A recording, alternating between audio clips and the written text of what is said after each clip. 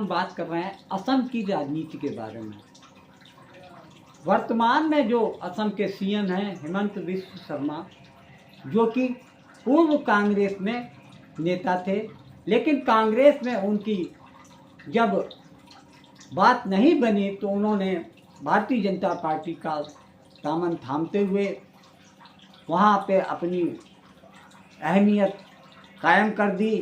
उनके ऊपर भारतीय जनता पार्टी का शीर्ष नेतृत्व ने विश्वास जताया और उनको पहले मंत्री बनाया, फिर बाद में उनको 2000 के रूप में चीफ मिनिस्टर के रूप में उनको प्रदेश की बागडोर दे दी। जब से हेमंत बिस्व शर्मा भारतीय जनता पार्टी में शामिल हुए हैं, तब से उनके बयान इतने ज़्यादा विवादित, नफरत और वैमनस्य भरे होते हैं, जिससे कि हर कोई इस समय वाकिफ भी है और संवैधानिक पद पे बैठे हुए वो कुछ इतने जहरीले नफरती बयान मुसलमानों के खिलाफ में दे देते हैं, पूरे देश में उनके बारे में चर्चा चल रही है। संवैधानिक पद पर बैठे हेमंत बिस्व शर्मा मुसलमानों को बिल्कुल कट्टर दुश्मन समझते हैं। उनके बारे में उनकी राय सांप की तरह है, यानी उनका हिसाब, उनके जो बयान होते हैं उनमें खुलेआम मुसलमानों को अपना दुश्मन साबित करने में चूकते नहीं हैं। फिलहाल के आप उनके बयानों को देख लीजिए तो आपको समझ में आ जाएगा कि किस तरीके से मुसलमानों के प्रति उनके दिमाग में जहर और नफरत भरी हुई है। वो कहते हैं, खुलेआम कहते हैं कि मुसलमानों को परेशान करो, इतना परेशान करो कि वो असम छोड़ के चले जाएं। उनको आर्थिक रूप से इतना ज़्यादा कमज़ोर कर दो कि वो जीने मरने की भी न सोच सकें। और असम में संवैधानिक रूप से बैठे चीफ मिनिस्टर हेमंत बिस्व शर्मा के विवादित बयानों को लेकर ना तो केंद्र की सरकार उनके ऊपर कोई सवाल या निशान उठाती है, ना भारतीय जनता पार्टी कुछ उठाते हैं, बल्कि ऐसा लगता है कि मौन स्वीकृति मिली हुई है कि आप मुसलमानों को कुछ भी कहते रहिए, उनके खिलाफ में कुछ भी साजिश करते रहिए। खुलेआम उनके आचार और व्यवहार में दिखता है कि वो मुसलमानों को एक आंख भी सुहाते नहीं हैं। मतलब साफ है, जब कोई व्यक्ति मुख्यमंत्री पद की शपथ लेता है, संवैधानिक रूप से शपथ लेता है, तो उसका कि प्रदेश में रहने वाले हर व्यक्ति को वो समान रूप से देखें, किसी के प्रति पक्षपातपूर्ण रवैया नहीं करेंगे, किसी के खिलाफ में साजिश, उसको प्रताड़ित करने की साजिश नहीं करेंगे।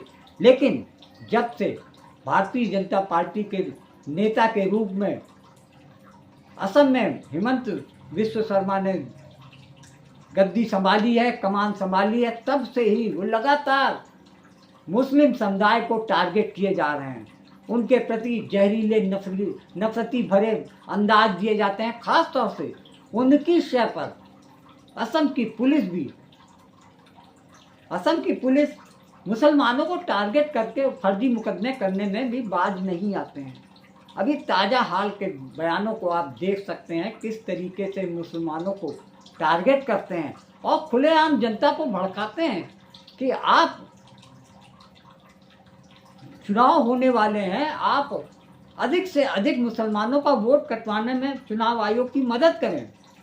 खुलेआम वो दर्शा रहे हैं कि मुसलमान जैसे कि पाकिस्तान के आए हुए नागरिक हैं और उनको टारगेट करना है।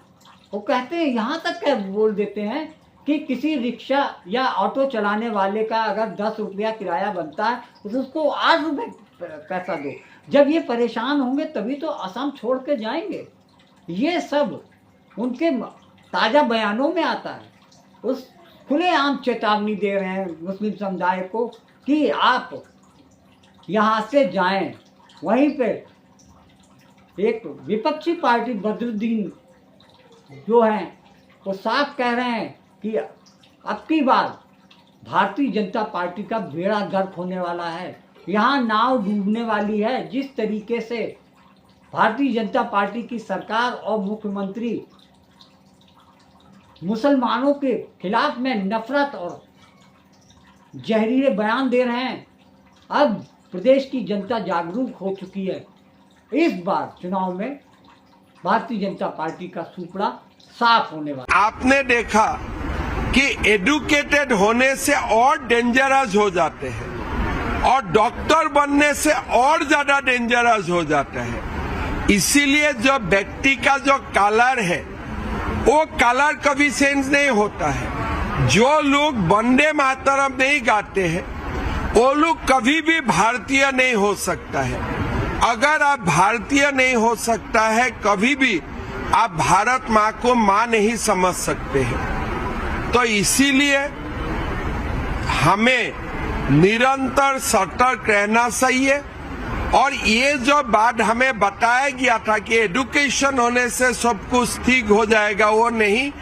एडुकेटेड होने से वो लोग और ज्यादा बम बनाएगा। अगर मन में खोट है तो एडुकेटेड होने से भी वो लोग खराब काम ही करेगा। के खिलाफ नहीं।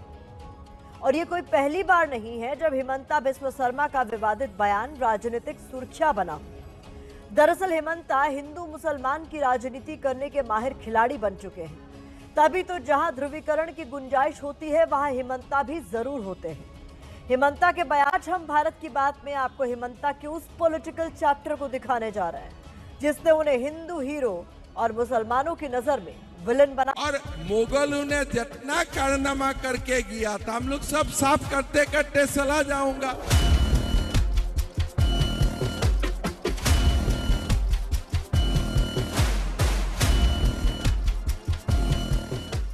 देश का कोने कोने में अभी भी जो बाबर बसा हुआ है, ये लोगों को भी हमने लात मार मार के निकालने का समय हमारा की दुनिया का वो है।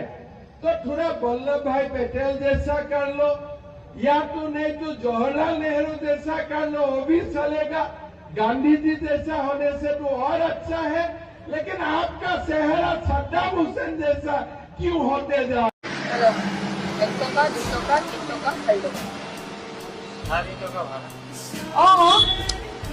কিয় 4 টকা আপোনাক মই কেনেকে 20 টকা দিম আকৌ মই দিব নোৱাৰো দাদালো মনে নাই কি আমি কি কম মুখ্যমন্ত্ৰী ডাঙৰীয়ে কৈ আছে দেখোন 4 টকা দিব কাৰণে 4 টকা ভাড়া দিলা এটা মোক কৈ কি লাভ চক মুখ্যমন্ত্ৰী ডাঙৰীয়ে কালি কৈছে যে আপোনালোকক 4 টকা দিব কাৰণে কৈছে কি আপোনালোকৰ ঘৰ নচলে মোক কৈতো লাভ নাই দাদা আমি টিভিত দেখিছো ন আপোনাৰ যদি প্ৰমাণ নহয় সব চাব নেকি মই দেখুৱাই দিছো মই মিছা কৈছো বুলি ভাবিছো ন তো এটো ভাড়া 5 টকা করে 4 টকা ঘূৰাই দিব কৈছে তো মোক কৈ কি লাভ দাদা মইতো 4 টকাই দিম আপুনি 20 টকা ক'লে মইতো 20 টকা দিব নোৱাৰো সমস্যাটো কৈ দিয়ক এটা কি হ'ল কি কম আৰু আমি চলিবলৈ নোৱাৰো মই যে আপুনি যে মোক 20 টকা খুজিলে কাজে লাগিলে মই আপোনাক 4 টকাটো দিয়া কাৰণে এটা মোৰ কাট ভুল নেকি কওকচোন তেন্তে আপুনি মোৰ লগত কিয় কাজে কৰিলে আমি এইটো ভাড়া কৰ পৰা দিম এইটো কওক 450 টকা ভাড়া আমি কৰ পৰা মইনো কেনেকে জানো আপোনালোকে কেনেকে চলে 350 টকা ভাড়া কেনেকে দিয়ে মই কি জানো মোক 4 টকা দিব কৈছে আমাকতো নিউজত কৈ দিছে মুখ্যমন্ত্ৰী ডাঙৰীয়াই যে देश का कोने कोने में भी और ऐसा ही बाबर को पाल के रखा है। भाइयों और बहनों, हमें ऐसा ही करना है जैसे अयोध्या में बाबर राज का खत्म हुआ, भव्य राम मंदिर निर्माण हुआ। ये देश में भी जो छोटे मोटे अभी भी बाबर घूम रहा है सबको धक्का दे दे के हमें ये देश से निकालना है। सबको धक्का दे दे के हमें ये देश से निकालना है।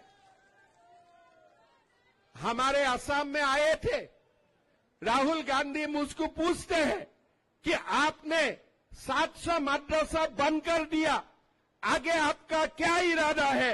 मैं राहुल गांधी को बोला कि अभी तो 600 बंद किया हूं, आगे जाके सबको बंद कर देने का इरादा है। यही हमारा इरादा है और कुछ इरादा नहीं है। हमें देश में मदरसा शिक्षा नहीं चाहिए। हमारा देश का जवान इंजीनियर बनना चाहिए, डॉक्टर बनना चाहिए, इंडस्ट्रियलिस्ट बनना चाहिए। हमारा देश को जवान कोई मुल्ला बनने के लिए जरूरत नहीं है। हमारा देश का जवान डॉक्टर बनेगा, इंजीनियर बनेगा। तो सर तब कर देना चाहिए था मैडम। अभी भी यही ताल ठोकेंगे। है कोई माई का लाल तो मुसलमानों के अधिकारों को, उनके वोटिंग राइट्स को हाथ लगाकर दिखा दे। अब मैं बात करती हूँ हेमंत विश्व शर्मा की। ये व्यक्ति सिर्फ मुसलमानों से नफरत नहीं करते हैं, ये हिंदुओं से भी नफरत करते हैं, कथित हिंदुओं से, दलितों से नफरत करते हैं, ओबीसी से नफरत करते हैं। क्या बोलते हैं ये? शूद्रों को ब्राह्मणों का पैर दबाना चाहिए, उनकी सेवा करनी चाहिए। नरेंद्र मोदी जी खुद को ओबीसी बोलते हैं ना। नरेंद्र मोदी जाते हैं हेमंत विश्व शर्मा जी का पैर दबाने, मालिश करने। पूछे हेमंत विश्व शर्मा से, जिस तरह की भाषा ये व्यक्ति इस्तेमाल करते हैं, जिस तरह का कैरेक्टर ये प्रेजेंट करते हैं और जिस तरह की नफरत भरी राजनीति ये करते हैं, इनको सलाखों के पीछे होना चाहिए। लेकिन ये चीफ मिनिस्टर बने घूम रहे हैं, क्योंकि भाजपा नफरत के राजनीति पे ही पलती पोसती है और उसका पूरा का पूरा डीएनए आता है आरएसएस से, जो नफरत की खेती करती है। तो अभी भी मैं बता देना चाहती हूँ, और यहाँ बैठे हैं प्रेम शुक्ला जी, खबर पहुंचा दीजिएगा वहां तक। लालू जी भी उनके आका जो रहे, अडवाणी जी को गिरफ्तार करने में, नकेल कसने में, सांप्रदायिकता के रथ को रोकने में मिनट नहीं लगा। और तेजस्वी जी भी कभी पीछे नहीं झुकेंगे, ना हटेंगे। जब जब सांप्रदायिकता की बात आएगी, मैडम सुनिए ना, जा रहे हैं, चुनाव भी आने वाले हैं। एक सूबे का मुख्यमंत्री, वहाँ की जनता क्या कह रहा है? कोई मुसलमान रिक्शा वाला 5 रुपए मांगे तो 4 रुपए दो। इनको कष्ट होगा, दिक्कत होगी, तकलीफ होगी तो ही असम छोड़ेंगे ये। इनसे कोई सहानुभूति करने की जरूरत नहीं। सहानुभूति करोगे आपके घर में भी लव जिहाद हो जाएगा। मुख्यमंत्री है 5 साल से, जिम्मेदारी इनकी है। कह रहे हैं इनके वोट कटवाओ, वहाँ पर स्पेशल रिवीजन चल रही है। शुद्धिकरण में नाम जोड़ना जरूरी है कि नाम कटवाना जरूरी है, और खुलेआम आह्वान किया जा रहा है। कोई संज्ञान नहीं ले रहा। अदालतें चुप, खामोशी साधे बैठी हैं। मीडिया ये खबर नहीं चलाएगा। मियाँ और मियाँ में फर्क क्या है ये बताने में हम मशगूल हैं। कोई रोकने वाला नहीं, कोई टोकने वाला नहीं। क्या कह रहे हैं? मियाँ को कोई डिस्टर्ब करता है तो मुझे खुशी होती है, और मियाँ को परेशान करना है तो मैं रात 12 बजे जाता हूँ, खुल्लम खुल्ला। यहाँ पर किसी भी तरह की कोई लिहाज नहीं किया जा रहा है। कुछ जिलों में उनकी तादाद बड़ी तेजी से बढ़ी है, बात का ही इनकार नहीं है। ना काहू से दोस्ती, ना काहू से बैर। मैं सारे फैक्ट्स आपको देता हूँ। पर ये हुआ किसके राज में? 11 साल से केंद्र में बीजेपी की अगुवाई वाली सरकार, 10 साल होने को आए असम में बीजेपी की अगुवाई वाली सरकार। तो सरकार आप और कोई यहाँ घुसपैठिया बनकर बैठ गया तो आप पहचान नहीं कर पाए। बिहार में नहीं बताया कितने घुसपैठिया मिले, उत्तर प्रदेश में नहीं बताया, असम में नहीं बता रहे। घुसपैठिया घुसपैठिया चिल्लाएंगे, सामाजिक सौहार्द बर्बाद करेंगे, हिंदू मुसलमान करेंगे। इक्वालिटी बिफोर लॉ, धर्म के आधार पर किसी भी तरह का भेदभाव नहीं हो सकता। अनुच्छेद 14 आत्मा कहा जाता है उसे संविधान की। आप संविधान को ही दता बता रहे हैं, कोई सवाल नहीं पूछ रहा। आज जो हिमंता बिस्वा शर्मा कह रहे हैं, और 40 साल पहले, बल्कि मैं कहूँ 45-46 साल पहले जो जहर भरे बयान दिया करता था भिंडरावाले, और संरक्षण दिया, मैं ये बात भी कहने में कोई गुरेज, कांग्रेस ने, इंदिरा गांधी ने इस्तेमाल किया। पंजाब जलता रहा, इंदिरा गांधी की हत्या कर दी गई, ऑपरेशन ब्लू स्टार को अंजाम देना पड़ा। वो भी तो अपने धर्म के लिए एक राष्ट्र मांग रहा था। हिंदू राष्ट्र यहाँ पर कहते हैं, तो या तो हिंदू राष्ट्र बनने की बात कह दो, संविधान में बदलाव कर दो, पर हिमंता बिस्वा शर्मा को रोका नहीं जा रहा।